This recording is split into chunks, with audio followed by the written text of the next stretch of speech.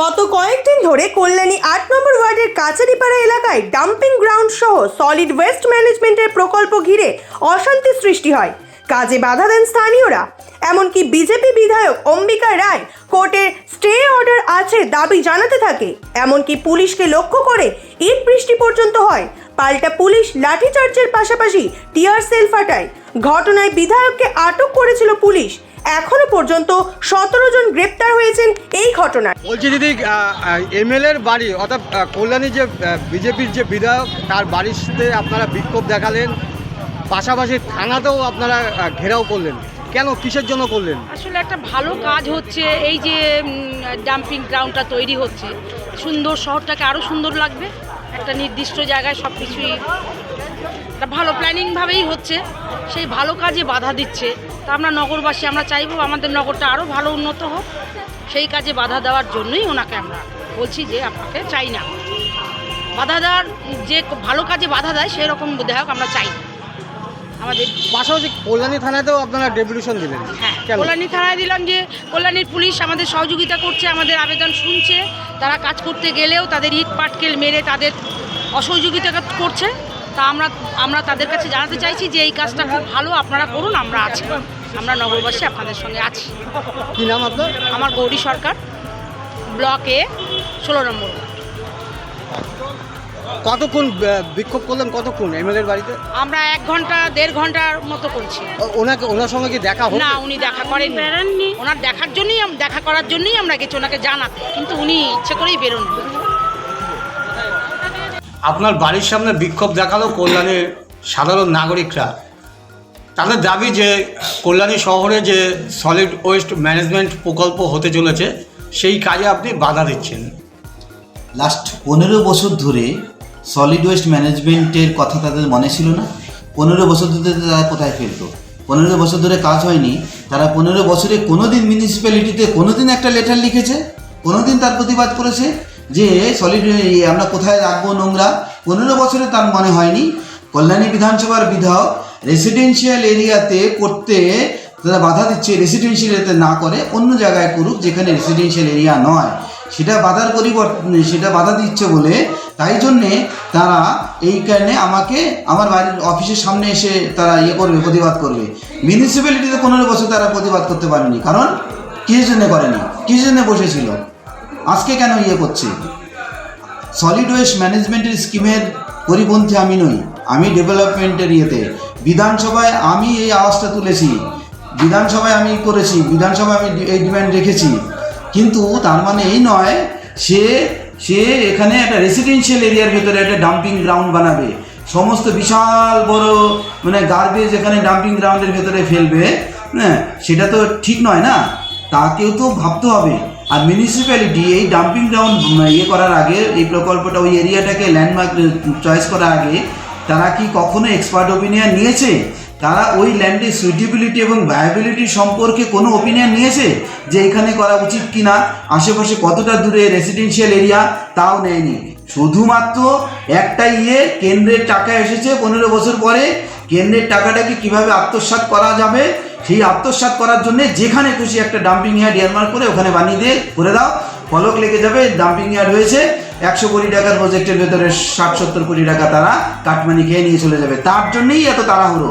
আর সেইটা যাতে আটকে না যায়, হ্যাঁ, সে কারো ঘরের মধ্যেই হোক, বাড়ির মধ্যেই হোক, তাতে কিচ্ছু তাদের যায় আসে না। তারা শুধুমাত্র কাটমানি হচ্ছে তাদের এই মানে পারপাস বিহাইন্ড, আর কিছু নয়। সে কাটমানির জন্য এরম করছে। যদি ডেভেলপমেন্টের যদি এতই হতো, এই বিগত 15 বছরে মিউনিসিপ্যালিটির কাছ থেকে আপনারা কোনো একটা ডেভেলপমেন্টের কোনো একটা বড় একটা প্রজেক্ট দেখেছেন? একটা নেই। জল পায় না মিউনিসিপ্যালিটি এরিয়াতে, আপনি সারাউন্ডিং এরিয়াতে দেখুন মানুষের জল পায় না, পানীয় জলের ব্যবস্থা নেই। তারা ডেভেলপমেন্টের কাজ করছে। এই যে আশেপাশে দেখুন তো রাস্তায় কোনোদিন পরিষ্কার করার কোনো আছে, কোনো ক্লিনিং অপারেশন আছে, কখনো করেছে? কোনোদিন আমি তো দেখিনি। তাহলে এরা কোনো কাজ ঠিকঠাক মতন করে না, শুধুমাত্র পারপাস হচ্ছে একটা কাটমানি কিভাবে খাবো, সেই কাটমানির জন্যে তারা এই তাড়াহুড়ো করে একটা পিওরলি রেসিডেন্সিয়াল এরিয়াতে ঢুকে সেখানে এইটা করার চেষ্টা করছে। I am not against the solid waste management, don't misunderstood me. আমি বিধানসভায় আমি তুলেছিলাম, আমার শুধু ছিল মিউনিসিপ্যালিটির কাছ থেকে 1 সপ্তাহ আপনি করুন, আপনারা এমন একটা জায়গায় করুন যে জায়গায় কারো কোনো সমস্যা হবে না। আপনারা কি করছেন, এক জায়গার ডাম্পিং গ্রাউন্ড এক জায়গা থেকে সরিয়ে নিয়ে এক রেসিডেন্সিয়াল এরিয়া থেকে আপনারা আর একটা অন্য একটা পাশের একটা রেসিডেন্সিয়াল এরিয়াতে নিয়েছেন। আপনি ওখান থেকে কত দূরে শহর, ওখান থেকে 8 নম্বর ওয়ার্ড কত দূরে, ওয়ার্ডের ভেতরে মানে কি আপনি সলিড একদম কমপ্লিট রেসিডেন্সিয়াল এরিয়ার ভেতরে করছেন। এত বড় একটা ডাম্পিং গ্রাউন্ড, 10 একর ল্যান্ডের উপরে ডাম্পিং গ্রাউন্ড করবেন, তো সেখানে আপনি ওর ভায়াবিলিটি আপনি দেখবেন না, এক্সপার্ট ওপিনিয়ন নেবেন না, ওখানে কতটা দূরে ব্যাকটেরিয়া ছড়াবে আপনার আছে কিন্তু খেয়াল আছে? পৌরসভা বলছে যে তারা সলিড ওয়েস্ট ম্যানেজমেন্ট প্রকল্প করছে এবং সেইখানে পরিবেশের কোনো প্রভাব পড়বে না।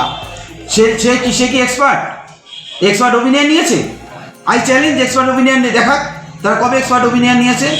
কোনো সাইট ইন্সপেকশন করে এক্সপার্ট ওপিনিয়ন নিয়েছে? মিউনিসিপ্যালিটির চেয়ারম্যান কি ইজ এ এক্সপার্ট?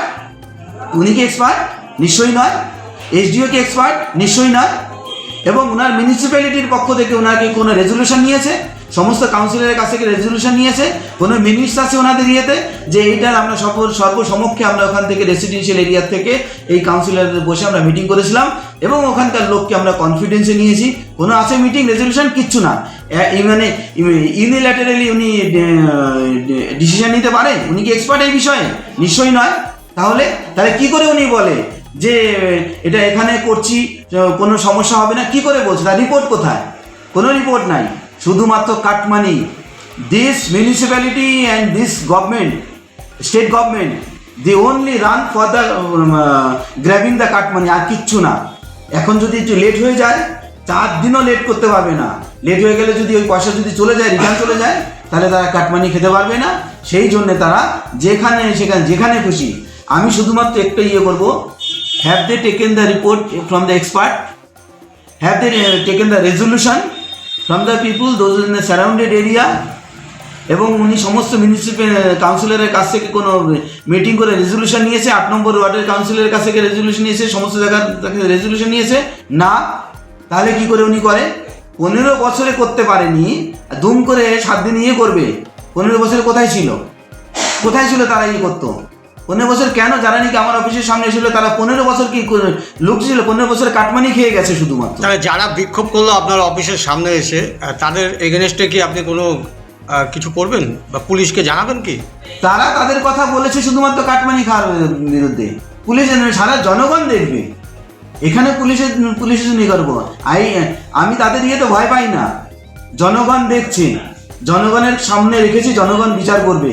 যে আমার দাবি ছিল শুধুমাত্র ওই এরিয়াটাকে রিলোকেট করা, ওখান থেকে না করে অন্য জায়গায়। আর না হলে কি, আপনি জিআইএস কলেজের পাশের থেকে ওখান থেকে শহরের একটা জায়গা থেকে নিয়ে শহরে 8 নম্বর ওয়ার্ডে আর একটা জায়গায়, মিউনিসিপ্যালিটি নিজে তো বলছে শহরের ভিতরে 8 নম্বর ওয়ার্ডের মধ্যে পড়ে, ওখানে একটা ওয়ার্ডের থেকে নিয়ে গিয়ে আরেকটা ওয়ার্ডে নিয়ে রেসিডেন্সিয়াল এরিয়াতে নিয়ে যাচ্ছে। That is very very dangerous for the health.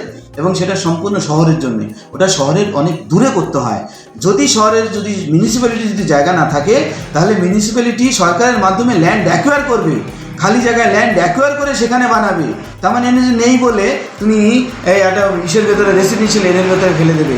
কতটা হেলথ হ্যাজার্ড হবে ওখানকার এরিয়ার লোকেদের জন্যে, সেটা কখনো ভেবেছে? এবং এটা শহরকে এফেক্ট করবে। আমিও শহরের যারা নাকি বাসিন্দা, আমিও তাদের কাছে রিকোয়েস্ট করব, আপনারা একবার একটুখানি দেখে আসুন কতটা দূরে রেসিডেন্সিয়াল এরিয়া। শহরবাসীরা 15 বছর ধরে তারা সাফার করছে। তাহলে এই যে প্ল্যানটা, এটা বেশ ভালো করে প্রপার এক্সারসাইজ করে এক্সপার্ট ওপিনিয়ন নিয়ে তো করার দরকার ছিল।